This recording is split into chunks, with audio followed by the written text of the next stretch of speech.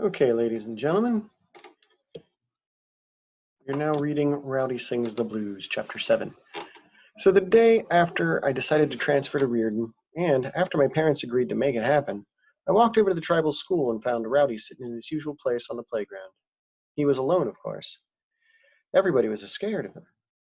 "I thought you were on suspension, dickweed," he said, which was Rowdy's way of saying, "I'm happy you're here." "Kiss my ass," I said.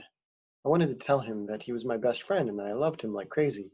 But boys didn't say such things to other boys, and nobody said such things to Rowdy. "Can I tell you a secret?" I asked. "Better not be girly," he said. "It's not." "Okay, then tell me." "I'm transferring to Reardon."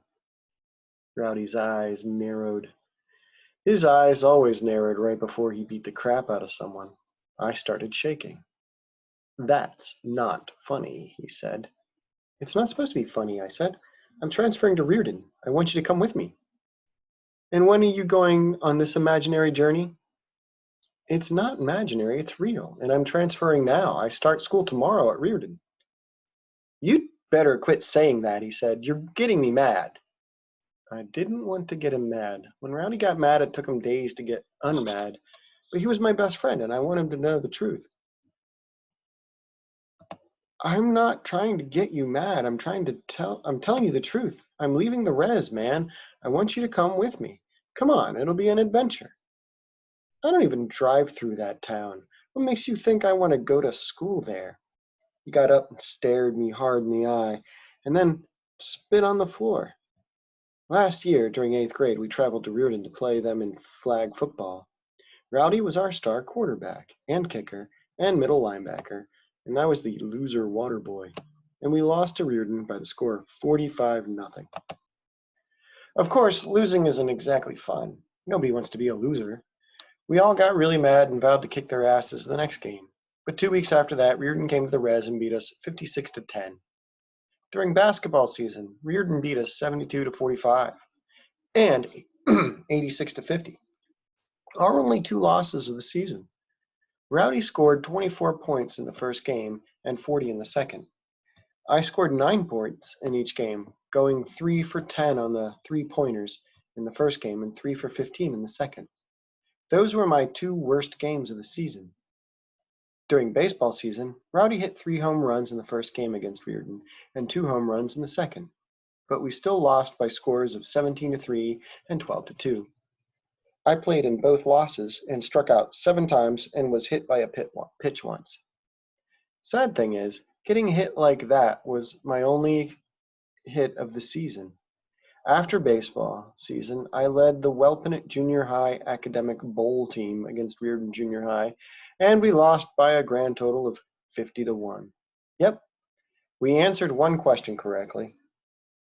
I was the only kid, white or Indian, who knew that Charles Dickens wrote A Tale of Two Cities.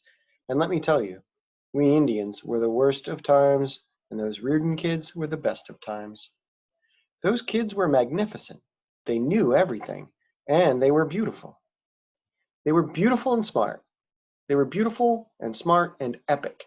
They were filled with hope. I don't know if hope is white, but I do know that hope for me is like some mythical creature. No. Man, I was scared of those Reardon kids, and maybe I was scared of hope too. But Rowdy absolutely hated all of it. "Rowdy," I said, "I'm going to Reardon tomorrow." For the first time, he saw that I was serious, but he didn't want me to be serious. "You'll never do it," he said. "You're too scared." "I'm going." "No way, you're a wuss." "I'm doing it." "You're a pussy." "I'm going to Reardon tomorrow." "You're really serious?" "Rowdy, I'm as serious as a tumor." He coughed and turned away from me. I touched his shoulder. Why did I touch his shoulder? I don't know. I was stupid. Rowdy spun around and shoved me. "Don't touch me, you retarded fag," he yelled. My heart broke into 14 pieces, one for each year that Rowdy and I had been best friends. I started crying. That wasn't surprising at all, but Rowdy started crying too, and he hated that. He wiped his eyes, stared at his wet hand, and screamed, I'm sure that everybody on the res heard that scream. It was the worst thing I'd ever heard. It was pain, pure pain. Rowdy, I'm sorry, I said. I'm sorry. He kept screaming. You can still come with me. You're still my best friend. Rowdy stopped screaming with his mouth, but he kept screaming with his eyes. You always thought you were better than me, he yelled. No, no, I don't think I'm better than anybody. I think I'm worse than everybody else. Why are you leaving? I have to go. I'm going to die if I don't leave. I touched his shoulder again, and Rowdy flinched. Yes, I touched him again. What kind of idiot was I? I was the kind of idiot that got punched hard in the face by his best friend. Bang! Rowdy punched me.